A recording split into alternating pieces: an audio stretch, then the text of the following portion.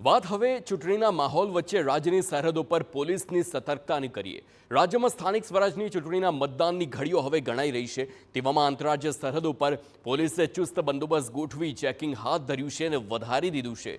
અરવલ્લી તેમજ સાબરકાંઠા એ બંને જિલ્લામાં રાજસ્થાન તરફથી આવતા એ તમામ નાના અને મોટા માર્ગો પર સુરક્ષા બંદોબસ્ત મજબૂત કરી દેવામાં આવ્યો છે। અનેક જગ્યાઓ પર હંગામી ચેકપોસ્ટ ઊભી કરી રાઉન્ડ ધ ક્લોક ચેકિંગ હાથ ધરવામાં આવ્યું।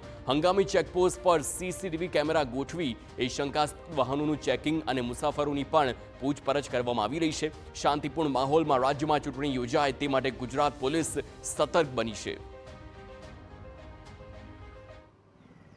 સ્થાનિક સ્વરાજની ચૂંટણીને લઈને પોલીસ બંદોબસ્ત પણ ચુસ્ત કરી દેવામાં આવ્યો છે। સાબરકાંઠા અને અરવલ્લી બંને જિલ્લાઓની અંદર જે રાજસ્થાનને જોડતી સરહદોથી આવતા જે રસ્તાઓ છે તે તમામ રસ્તાઓ પર એટલે કે અંતરિયાળ વિસ્તારના રસ્તાઓમાં પણ ચેકપોસ્ટો બનાવીને વાહનોનું રાઉન્ડ ધ ક્લોક ચેકિંગ કરવામાં આવી રહ્યું છે। આ જોઈ શકાય છે વિજયનગર વિસ્તારની આ અંતરિયાળ વિસ્તારમાં આવેલી ચેકપોસ્ટ છે, ત્યાં પણ આ પ્રકારે ચેકિંગ જે છે તે નિયમિત રીતે કરવામાં આવી રહ્યું છે। સીસીટીવી કેમેરા જે છે તે પણ લગાવવામાં આવે છે, કોમ્પ્યુટર સહિતની ઉપકરણો પણ અહીં ગોઠવવામાં આવે છે અને આ રીતની આધુનિક ચેકપોસ્ટો તૈયાર કરવામાં આવી છે। આ ચેકપોસ્ટો અરવલ્લી અને સાબરકાંઠા બંને જિલ્લાની અંદર તૈયાર કરીને જે રાજસ્થાન કે ઉત્તર ભારત તરફથી વાહનો આવતા હોય, શંકાસ્પદ ચીજોની હેરાફેરી થતી હોય તે તમામ વસ્તુઓને અટકાવવા માટે ચુસ્ત બંદોબસ્ત રાખીને તેને ચકાસવામાં આવી રહ્યો છે। વાહનો જે શંકાસ્પદ લાગતા હોય તેમને પણ ચકાસવામાં આવી રહ્યા છે, જેથી કરીને ચૂંટણી શાંતિપૂર્ણ માહોલની અંદર યોજાય અને કોઈપણ પ્રકારની ખલેલ ન પહોંચે તે પ્રકારનું ધ્યાન રાખવામાં આવ્યું છે।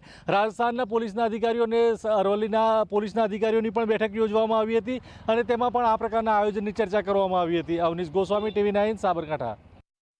જૂનાગઢના જાંજડા ગામે